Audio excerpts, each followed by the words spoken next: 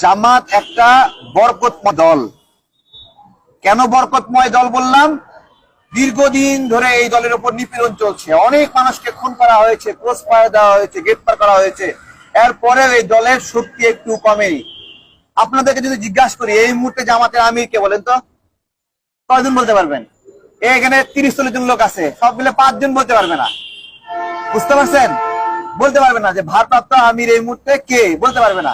দেখেন, একটা দলের প্রধানের নাম আমরা কেউ জানি না, অথচ সেই দলের নাম শুনে সবাই খুশি হয় অথবা আতঙ্কিত হয়। যারা মজলুম তারা খুশি হয়, যারা নিপীড়ক তারা আতঙ্কিত হয়। নিপীড়কদের আতঙ্কের নাম হলো জামাত। এইরকম একটা বরকতময় দল যারা অন্যায়ের বিরুদ্ধে প্রতিবাদ করছে, ভোটের অধিকার আদায়ে লড়াই করছে, তাদেরকে যারা পছন্দ করে না অথবা পছন্দ নাও করতে পারে, ডিরেক্ট বলতেছে যে জামাতের পাশে বসবে না। কত বড় ভয়ঙ্কর কথা! তারা খুনির পাশে বসতে পারে, ধর্ষকের পাশে বসতে পারে, অপরাধীর পাশে বসতে পারে, কিন্তু জামাতের পাশে বসা যাবে না। কত বড় চিন্তা করেন! আমার বুদ্ধির বয়সে আমি জামাতকে এমন কোন ভয়ঙ্কর অপরাধ করতে দেখি নাই যে কারণে আমি জামাতকে ঘৃণা করবো। আমরা দেখি নাই। আমরা যেটা দেখেছি, সুনামগঞ্জে, সিলেটে যখন ত্রাণ বিতরণ আমি করেছি, আমার পাশাপাশি জামাতের কর্মীরা ছিল, দেখলাম আমি একদিকে করতেছি, তারা একদিকে করতেছে। হিন্দু পল্লীতে কেউ ত্রাণ নিয়ে যায়নি, আমি ত্রাণ নিয়ে গিয়েছিলাম। আমি যাই দেখি জামাতের কর্মীরাও সেখানে দিচ্ছে। তাহলে এত স্বেচ্ছাসেবক, এত ভলেন্টিয়ার তারা হিন্দু পল্লীতে গেল না, সুনামগঞ্জে, সাল্লা, দিরায়ে, কিন্তু আমি গেলাম, জামাতের কর্মীরা গেছে। তার মানে কি?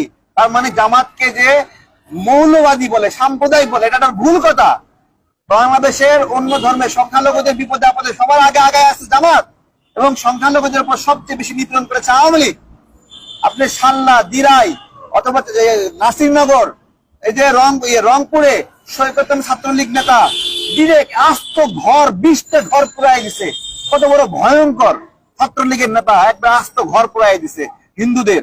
তাহলে দেখেন, চিন্তা করেন, সেই জামাত যারা মানবিক কাজ করে, কি বলছে যে নৌকা ডুবিতে মানুষ মারা গেছে, গিয়ে বলতেছে আমি আপনাদের মেহমান হিসেবে আসছি, ত্রাণ দিতে আসি নাই।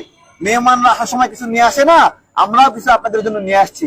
এইরকম মানবিক কাজ যারা করে, তাদেরকে যারা বলে যে তাদের পাশে বসা যাবে না, ভাই আপনি কে? আমার প্রশ্ন কি, আপনার পরিচয় কি? আপনি কোন হনু? আপনার কয়জন কর্মী আছে? এগুলো বলতে হচ্ছে, বাধ্য হচ্ছে আমরা এগুলো বলতে। কি কি কারণে আপনি তাদেরকে ঘৃণা করছেন? জবাব তো দিবেন, জবাব দিবেন তো এই কারণে ঘৃণা করছেন।